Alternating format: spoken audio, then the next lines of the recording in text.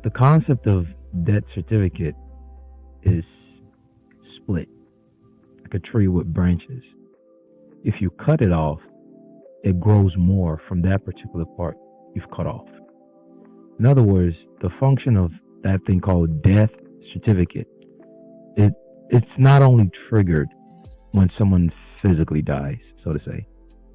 So that's where you would get people tell you about death being live in fiction and death being the only thing that can be dealt with in fiction.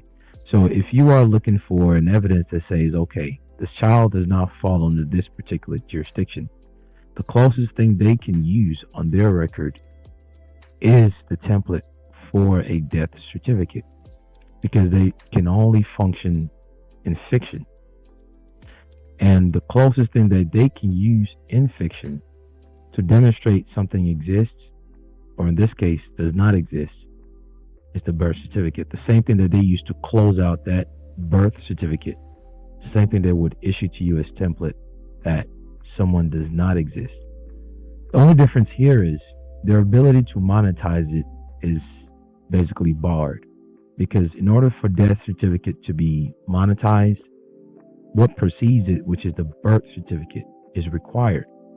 So for those who, from the start, they had a birth certificate, and that template of death certificate was subsequently issued, they simply convert, they actually do a convertible PPM to make that BC into death certificate, and then they reference that PPM number on the face of that birth certificate for anyone who later wants to retrieve the birth certificate. Say the children wants to show the record of their parents' birth in that county for whatever reason.